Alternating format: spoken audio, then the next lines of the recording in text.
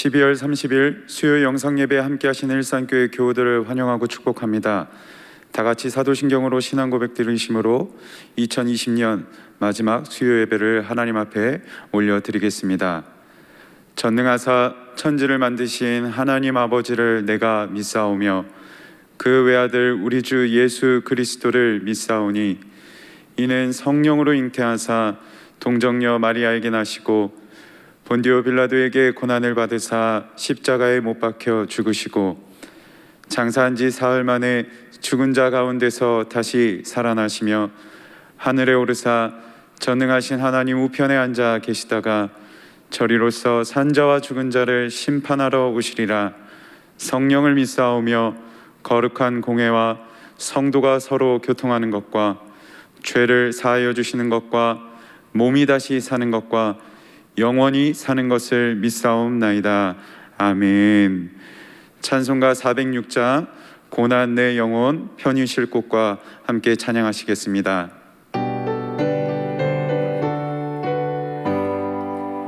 고난 내 영혼 편히 쉴 곳과 풍랑 일어도 안전한 폭을 폭풍까지도 다스리시는 주의 영원한 발의지에 주의 영원한 심판 함께하사 항상 나를 붙드시니 어느 곳에 가든지 요동하지 않음은 주의 팔을 의지함이라. 세상 친구들 나를 버려도 예수 늘 함께 동행함으로 주의 은혜가 충만하리니 주의 영원한 발의지에 주의 영원한 심판 함께하사 항상 나를 붙드시니 어느 곳에 가든지 요동하지 않음은 주의 팔을 의지함이라. 나의 믿음이 연약해져도 미리 예비한 힘을 주시며 위태할 때도 안보하시는 주의 영원한 발의지에 주의 영원한 심판 함께하사 항상 나를 붙드시니 어느 곳에 가든지 요동하지 않음은 주의 팔을 의지함이라.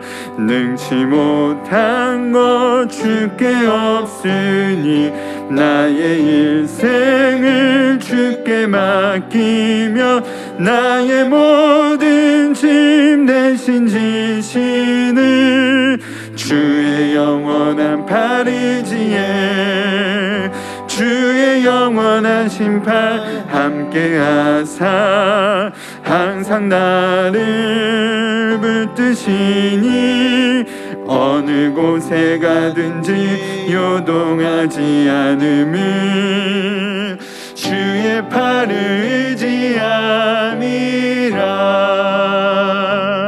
아멘. 찬송가 292장 주 없이 살 수 없네 찬양하시겠습니다.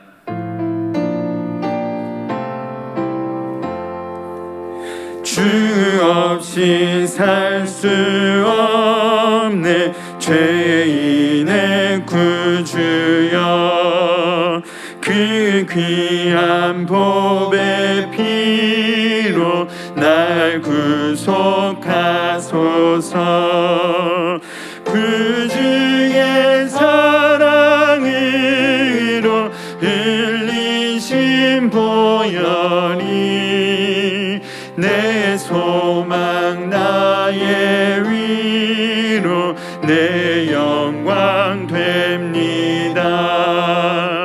주 없이 살 수 없네 나 혼자 못 서리. 힘없고 부족하며 지혜도 없도다. 내 주는 나의 생명 또 나의 힘이라. 주님을 의지하여 지혜를 얻으리. 주 없이 살 수 없네. 내 주는 아신다. 내 영의 깊은 간구 마음의 소원을 주밖에 나의 마음 네 알아주리요. 내 마음 위로하사 평온케 하시네.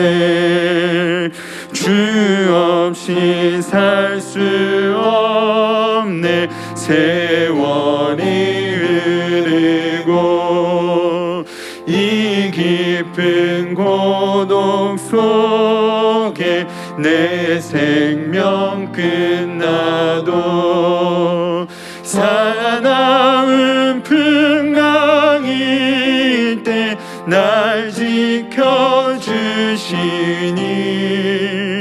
내 곁에 계신 주님 늘 힘이 됩니다. 아멘. 아멘. 오성진 목사님께서 기도하시겠습니다.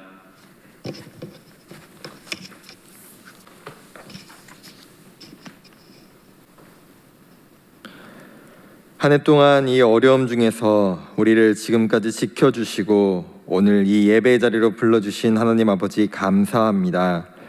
오늘 이 3일 밤 우리의 모든 마음과 정성을 다해 주 앞에 예배를 올려드리길 원합니다. 올 한 해 동안 우리의 삶의 모든 발걸음과 상황 가운데 늘 함께 하신 하나님, 2020년을 마무리하며 주님 주신 은혜와 복을 다시 한번 기억하기를 원합니다. 또한 곧 맞이할 2021년에는 우리의 믿음이 날마다 더욱 성숙해져 가고 주님과 더욱 가까워질 수 있게 하여 주시옵소서. 특별히 어려운 시기 속에서 우리의 주를 향한 마음과 삶의 모습이 상황과 환경에 쉽게 좌지우지되지 않게 하시고 경건의 모습에 더욱더 힘쓰게 하여 주옵소서. 더욱 하나님 주시는 말씀 중심으로 하나님 마음에 합한 자로 살아내는 우리 모든 일상교회 성도님들 되게 하여 주시옵소서. 특별히 영적 리더로 세우신 담임 목사님과 당회 장로님들 그리고 모든 교육자들을 붙들어 주셔서 교회와 성도들을 사랑하는 마음으로 이 어려운 상황을 하나님 주시는 지혜로 헤쳐나가게 도와주옵시고 우리 일성교회는 하나님께 영광 올려드림을 최우선으로 두고 더욱 사랑을 실천하는 공동체가 되게 하여 주옵소서.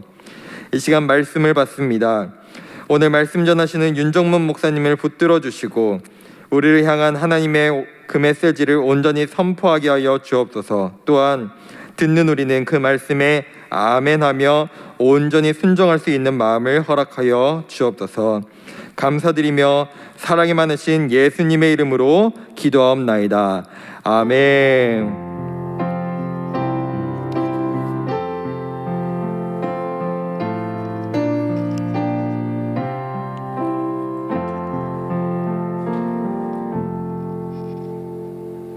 하나님 말씀 받기에 앞서 한 가지 광고 드립니다.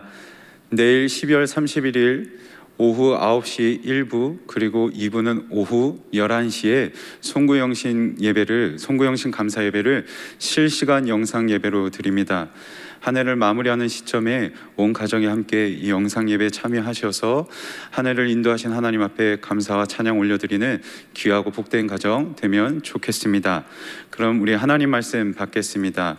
이 복된 시간 저와 여러분에게 주시는 하나님의 말씀은 누가복음 4장 16절부터 23절까지의 말씀입니다.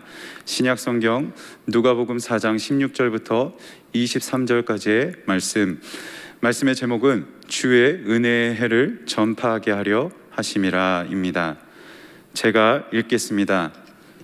예수께서 그 자라나신 곳 나사렛에 이르사 안식일에 늘 하시던 대로 회당에 들어가사 성경을 읽으려고 서심해 선지자 이사야의 글을 들이거늘 책을 펴서 이렇게 기록된 데를 찾으시니 곧 주의 성령이 내게 임하셨으니 이는 가난한 자에게 복음을 전하게 하시려고 내게 기름을 부으시고 나를 보내사 포로된 자에게 자유를 눈먼 자에게 다시 보게 함을 전파하며 눌린 자를 자유롭게 하고 주의 은혜의 해를 전파하게 하려 하심이라 하였더라. 책을 덮어 그 맡은 자에게 주시고 앉으시니 회당에 있는 자들이 다 주목하여 보더라.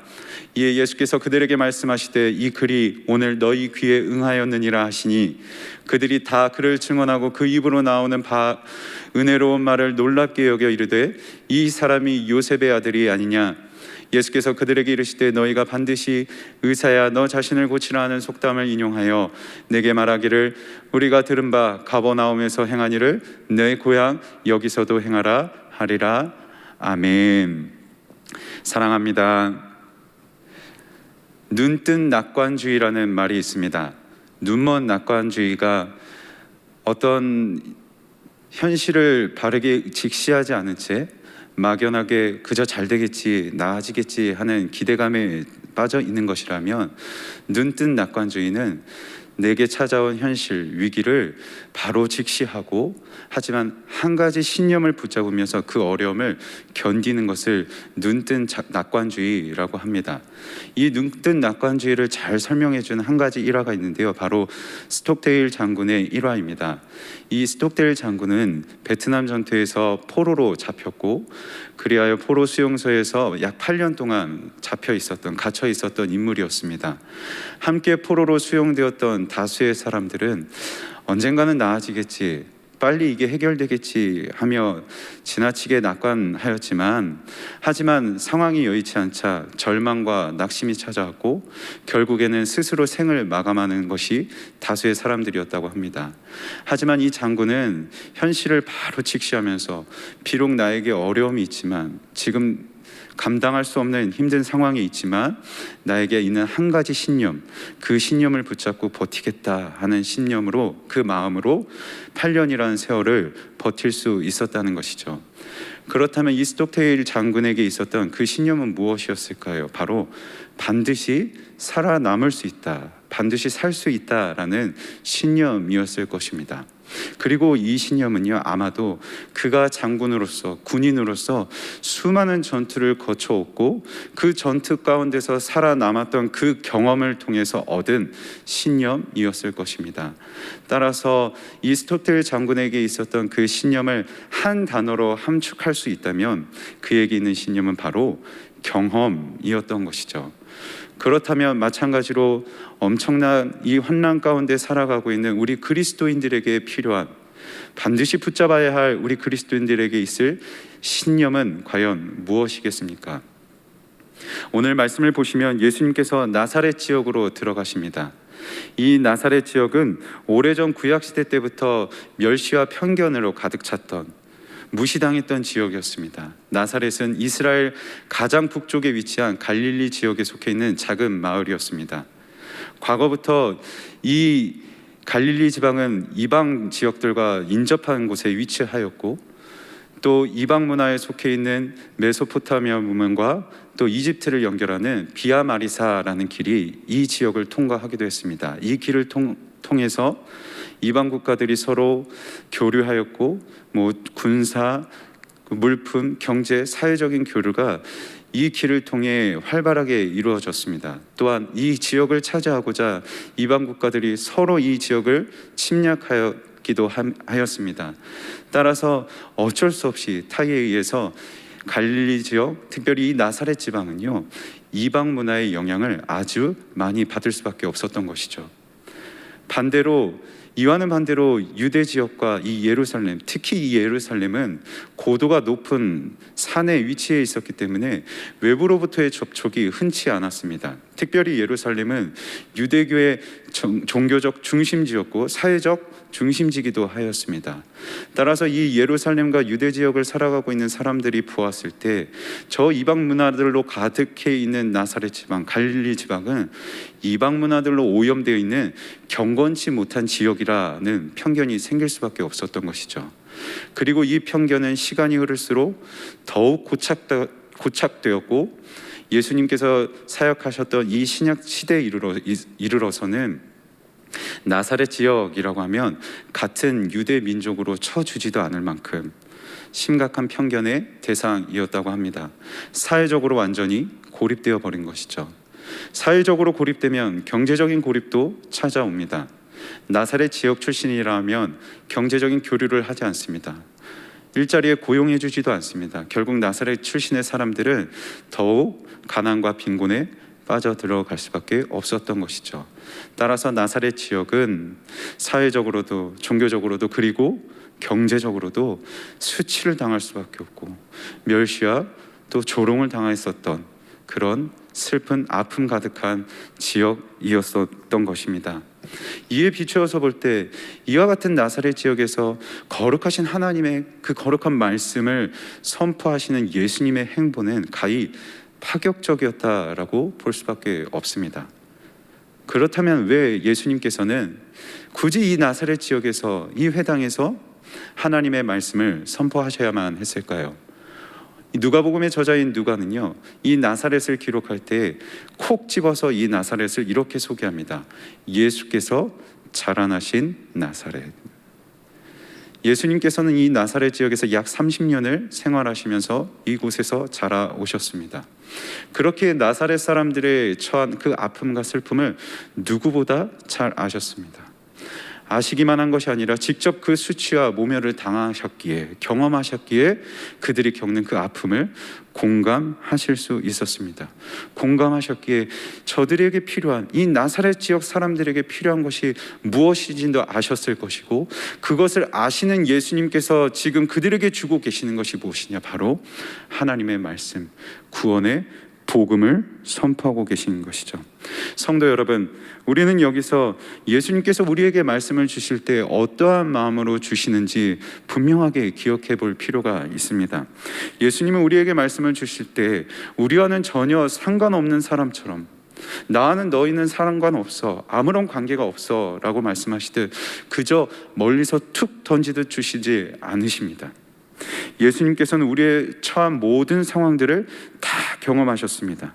우리가 겪는 아픔 그리고 절망, 우리가 겪는 시험과 유혹들을 다 경험하셨고 공감하시면서 우리에게 정말 무엇이 필요한지를 아셨기에, 그래서 너에게 필요한 것이 이 말씀이구나, 너에게 정말 이 말씀이 필요하구나 하시면서 우리의 괴로운 심령 가운데 직접 전해주시는 것이 바로 주님의 말씀이신 것이죠. 그래서 우리가 받는 모든 말씀이 나에게 필요하게 주시는 말씀이라는 것을 기억할 필요가 있습니다. 나를 잘 아시고 나를 공감하시는 주님이시기에 그 주님이 내가 필요하게 주시는 말씀이구나 하며 주님의 마음으로 말씀을 받으시는 저와 여러분이 되면 좋겠습니다. 예수님께서 저 수치받는 나사렛을 향하여 선포하신 말씀은 무엇이었습니까? 오늘 예수님께서는 이사야서에 기록되어 있는 말씀을 인용하시면서 선포하고 계시는데요, 그 시작에 이렇게 말씀하고 계십니다. 주의 성령이 내게 임하였으니. 성령께서 임하셨다는 이 표현은 누가복음 앞장들에 기록되어 있는 몇 가지의 사건을 떠올리게 만듭니다. 누가복음 3장에서 예수님께서 세례 요한에게 세례를 받으실 때 비둘기 형체의 성령이 임하고 하늘에서 소리가 들리죠. 이는 내 사랑하는 아들이다. 누가복음 4장에서는 성령에 이끌려서 성령에 충만하여서 금식하고 계시는 예수님께 사단 마귀가 와서 시험합니다. 그리고 그 시작에 이렇게 말하죠. 너가 만약 하나님의 아들이라면. 특별히 누가복음 1장에서는 천사가 마리아에게 이렇게 말합니다. 성령으로 잉태되신 예수님께서 하나님의 아들이라 일컬어짐을 받을 것이고 그 하나님의 아들이신 예수님께서 하나님 나라, 영원한 나라의 통치자, 왕이 되실 것이다 라고 선포합니다. 따라서 정리하면 지금 예수님께서는 하나님의 아들로서 그리고 하나님의 나라를 영원히 통치하는 영원한 통치자 왕으로서 지금 서 계시고 말씀을 선포하고 계신 것이죠. 그 왕은 어떠한 왕입니까? 마귀와 싸워서 마귀가 주는 그 시험과 유혹을 견디고 싸워 승리하신 능력의 왕이십니다. 죽었다가 다시 살아남으로 부활을 통하여 죽음까지도 이겨내신, 죽음까지도 싸워 이겨내신 능력의 왕 예수님이시죠. 그 능력의 왕이 선포하신 말씀이기에 그 말씀은 반드시 이루어지고 성취되는 말씀인 줄 믿습니다. 그렇다면 예수님께서 선포하시는 그 말씀의 내용은 무엇입니까? 우리 한번 말씀을 한번 보시죠. 주의 성령이 내게 임하였으니 이는 가난한 자에게 복음을 전하게 하시려고 내게 기름을 부으시고 나를 보내사 포로된 자에게 자유를, 눈먼 자에게 다시 보게 함을 전파하며 눌린 자를 자유롭게 하고 주의 은혜의 해를 전파하게 하려 하심이라 하였더라. 아멘. 나사렛 지역을 살아가는 사람들에게 이보다 더 기쁜 소식이 있을까요? 나사렛 사람들에게 이보다 더 필요한 말씀이 있었을까요? 나사렛 사람들이야말로 가난한 자들이었고 눈먼 자였고 포로된 자였고 눌린 자였잖아요. 이것들과 다를 바 없는 상황 속에 처한 것이 나사렛 사람들의 현실이었습니다. 그런데 특별히 여기서 가난이라는 단어는 그저 사회적으로 고립되고 경제적인 빈곤에 처한 상황만을 의미하지는 않습니다. 이러한 것들의 이러한 것들의 영향을 받아서 가난이 주는 그 삶과 인격이 파괴되고 마음 가운데 두려움이 가득 차 있는, 근심이 가득 차 있는 그 영혼의 괴로움에 처한 상황. 그 영혼이 괴로워서 하나님께서 주시는 그 구원을 갈망하며 주님, 저는 주님의 그 구원하심이 가난합니다. 그 구원이 필요합니다 라고 하며 구원을 갈망하는 그 영적 가난까지 의미하는 것이죠. 따라서 예수님께서 선포하신 이 복음은요, 사회 경제적으로 어려울 뿐만 아니라 그 어려움으로 인해 영적으로 침체되어 가고 영적인 침체 가운데서 속속히 드러나는 내 죄성에 직면하여서 주님, 이러한 저를 주님이 살려주셔야 합니다 라고 구원을 갈망하는 사람들에게 주시는 구원의 복음인 것이죠. 그렇다면 이 말씀은 나사렛 사람들에게만 필요한 말씀이겠습니까? 그렇다면 이 말씀은 나사렛 사람들에게만 주시는 말씀일까요? 아니죠. 이 말씀은 동일한 처지를 사랑하고 있는 저와 여러분에게 필요한 말씀이고, 그렇기에 저와 여러분에게 새겨주시는 주님의 말씀인 것이죠. 우리는 지금 상상할 수 없었던 어려움을 겪고 있습니다. 특별히 이 팬데믹이 가져온 결과 중 하나가 바로 자기 비하라고 합니다. 이전까지 내가 잘 살고 있는지 평가할 수 있는 그 요소를 외부적인 요인들에서 찾았다고 합니다. 만약 내가 다른 사람들과 어울리는 교제나 모임이 있다면, 어느 정도 살 수 있는 넉넉한 돈이 있다면, 여행을 하고 있고 또 여가 생활을 하고 있다면, 이것들에 비추어서 이것을 하고 있는 나는 그래도 꽤 괜찮게 살고 있다라고 스스로 진단하였다고 합니다. 그런데 팬데믹이 이런 모든 것들을 하지 못하게 만들어 버렸잖아요. 그러다 보니 내가 과연 잘 살고 있는지를 판단할 수 있는 근거가 다 사라져 버린 것이죠. 내가 잘 살고 있는 것일까 하는 이 판단할 수 있는 근거가 사라지다 보니 내가 잘 못 살고 있는 것 같아요. 그렇게 나를 비하하기 시작하고, 그러다가 어느샌가 나는 정말 형편없이 살고 있구나 하면서 자기 스스로에게 비하하며 스스로에게 편견을 갖기 시작하는 것이 이 팬데믹 가져온 결과 중 하나라고 합니다. 우리의 모습도 이와 마찬가지지 않습니까? 답답하고 무기력한 이 상황이 지속되면서 우리의 생활이 어려워지는 것은 당연하고 우리의 영적으로 침체가 찾아오기도 합니다. 내 스스로 나는 너무 형편없다는 편견을 심어가기도 합니다. 이 무질서한 이 세상처럼 내 삶에서, 내 마음 가운데, 내 영혼 가운데에서 무질서하게 쑥쑥 드러나는 죄성을 발견하기도 합니다. 우리도 가난하죠. 우리도 눈먼 자 같고 우리 역시 눌린 자 다를 바 없이 살아가고 있습니다. 이러한 상황 속에서 견디다가 마음이 지치고 상하여서 주님 앞에 눈물로 호소하는 것이 우리의 모습 아닙니까? 주님 살려주십시오, 회복시켜 주십시오 라고 하면서 주님 앞에 구원을 갈망하며 간절히 호소하고 있는 것이 저와 여러분의 모습이죠. 중요한 것은 이런 우리의 구원에 대한 갈망, 우리의 어려움, 우리의 아픔을 주님은 아신다는 것이에요. 우리의 아픔도 공감하고 계시고, 그렇기에 우리에게 필요한 것이 무엇인지 아셔서, 우리에게 필요한 것이 무엇인지 아시는 그 주님께서 오늘 저와 여러분에게 말씀을 주고 계신 것이죠.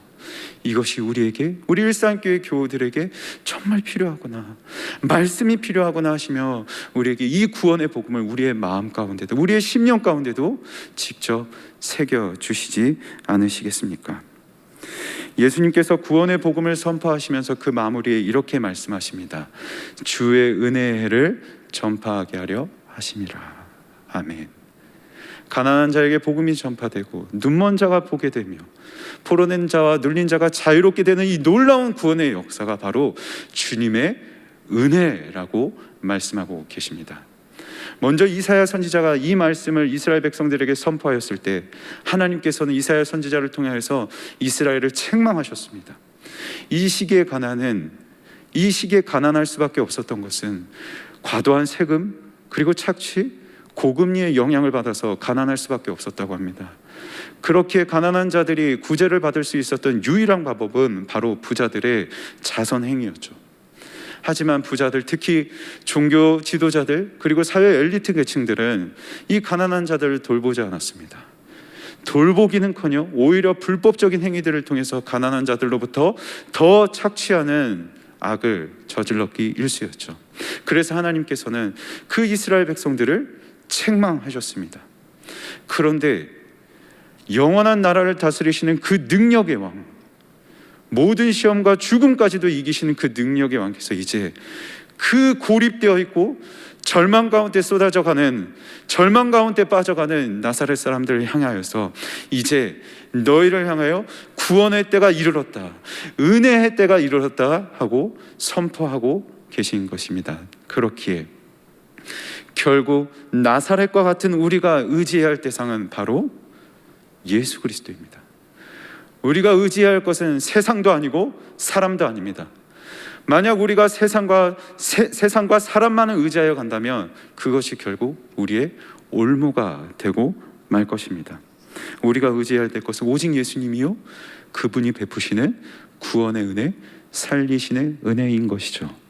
사람을 보며 세상을 볼 때 만족함이 없었네. 나의 하나님 그분을 뵐 때 만족함을 얻었네.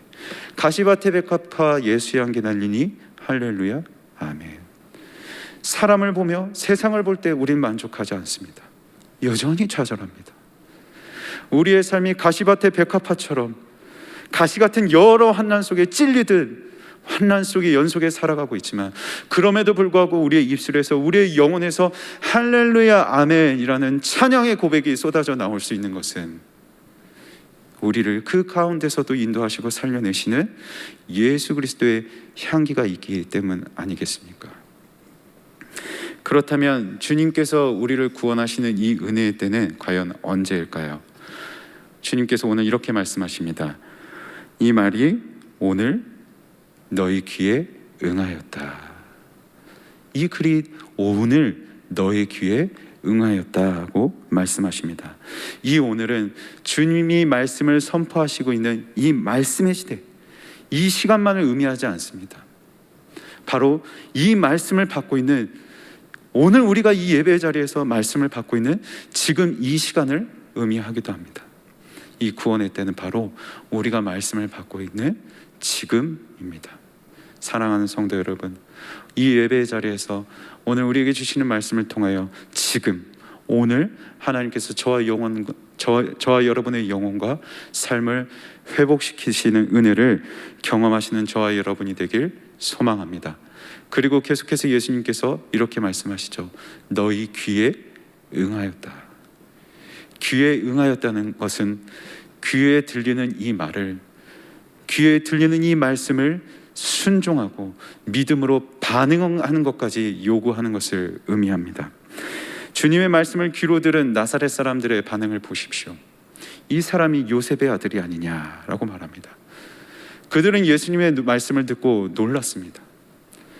탁월한 말씀이었고 논리정연한 말씀이었기에 예수님의 말씀을 듣고 분명 놀랐습니다. 하지만 놀란 그들이 한 반응은 이 사람이 요셉의 아들이 아니냐. 목수의 아들이 어떻게 저렇게 할 수 있지? 목수의 아들로서 저것은 저 사람에게 과분한 일이야. 이것은 받을 만한 말이 아니야. 믿을 만한 일이 아니야 라고 예수님의 말씀을 믿음으로 반응하고 있지 않은 것이죠. 30년이라는 세월 예수님께서 이 나사렛 지역을 살아가시면서 이 사람들, 지금 주님의 말씀을 듣고 있는 이 사람들은 예수님이 자라오신 그 시간 동안 예수님을 곁에서 바라보며 이웃으로서 생활하면서 예수님을 잘 알고 있다고 자부할 수 있었을 것입니다. 하지만 과연 이들이 정말로 예수님을 알고 있다고 말할 수 있겠습니까? 사랑하는 성도 여러분, 저와 여러분은 우리가 아는 예수님을 믿음으로 의지할 수 있게 되길 주님의 이름으로 간절히 소망합니다.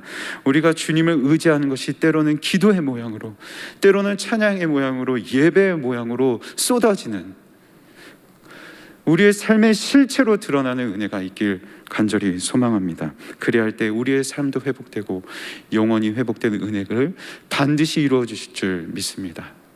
말씀을 맺겠습니다.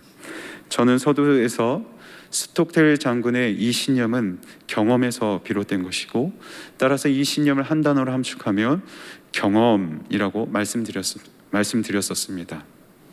그렇다면 우리 믿는, 주님을 믿는 우리 그리스도인들이 붙잡아야 할 신념은 무엇이겠습니까? 우리 신념은, 구원을 향한 우리의 신념은 바로 예수 그리스도의 은혜에서 출발하였습니다. 그렇기에 우리가 오늘도 앞으로도 영원토록 붙잡아야 할 우리의 신념, 그것은 바로 우리를 살리시는 예수 그리스도의 은혜입니다. 구원의 은혜를 우리는 붙잡아야 하는 것이죠. 2020년 마지막 끝자락이자 새롭게 시작할 2021년도 목전에 서 있습니다. 이 자리에 서서 다시 한번 우리의 신념의 자리를 확인하면 좋겠습니다. 나는 과연 올 한 해 주님만을 의지하며 살아왔는지, 주님을 의지하는 것이 내 삶의 실체로 열매로 드러났는지 다시 한번 점검하며 2021년도엔 우리를 살리시는 그 은혜, 말씀으로 우리를 새롭게 하시는 그 은혜로 무장하시는 저와 여러분이 되길 주님의 이름으로 간절히 소망합니다. 찬양하시겠습니다. 찬송가 407장 구주와 함께 나 죽었으니 찬양하시죠.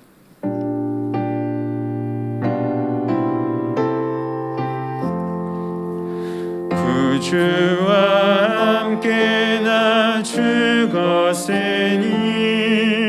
구주와 함께 나 살았도다. 영광의 그날을 이르도록 언제나 주만 바라봅니다. 언제나 주는 날 사랑하사 언제나 새 생명 주시나니 영광의 그날을 이르도록 언제나 주만 바라봅니다. 마음속에 시험을 받을 때와 무거운 근심이 있을 때에 주께서 그때도 같이 하사 언제나 나를 도와주시네. 언제나 주는 날 사랑하사 언제나 새 생명 주시나니 영광의 그날에 이르도록 언제나 주만 바라봅니다. 뼈 아픈 눈물을 흘릴 때와 쓰라린 마음으로 탄식할 때 주께서 그때도 같이 하사 언제나 나를 생각하시네. 언제나 주는 날 사랑하사 언제나 새 생명 주시나니 영광의 그날에 이르도록 언제나 주만 바라봅니다. 내 몸의 약함을 아시는 주 못 고칠 질병이 아주 없네. 괴로운 날이나 기쁜 때나 언제나 나와 함께 계시네. 언제나 주는 날 사랑하사 언제나 새 생명 주시나니 영광의 그날에 이르도록 언제나 주만 바라봅니다. 아멘. 아멘. 우리 말씀을 기억하시면서 함께 기도하길 원합니다. 뼈 아픈 눈물을 흘릴 때와 쓰라린 마음으로 탄식할 때 주님께서는 그때도 같이 하시고 언제나 우리를 생각해 주시죠.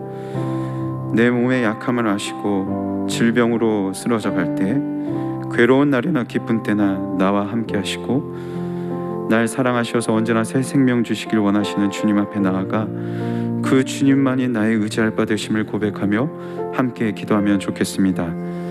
우리를 무너뜨리는 수많은 어려움 앞에서 우리의 아픔을 공감하시며 우리를 살리시는 예수님의 은혜를 붙잡는 거룩한 신념을 허락해 주소서. 낙심과 시험이 찾아올 때마다 기도로 주님 의지하는 신앙의 열매를 허락해 주시옵소서. 우리 이와 같은 기도 제목 주님 앞에 올려드리며 말씀을 기억하시면서 함께 기도하시겠습니다. 사랑이 많으신 하나님 아버지 감사합니다. 하나님 연약한 가운데 있습니다. 삶의 이 대환난 속에서 가시밭에 백합화처럼 가시에 찔려가듯 살아가고 있는 우리지만 우리를 살리시는 그 하나님의 구원의 은혜를 다시 한번 바라보게 하시고 우리를 의지할 바 되시는 유일한 능력의 우리의 왕 되신 하나님을 붙잡음으로 말미암아 이 어려운 삶 가운데서도 할렐루야 아멘 찬양이 우리의 삶의 고백으로 올려 퍼질 수 있도록 하나님 인도하여 주시옵소서. 뼈 아픈 눈물을 흘릴 때가 있습니다. 쓰라린 마음으로 탄식할 때도 있습니다.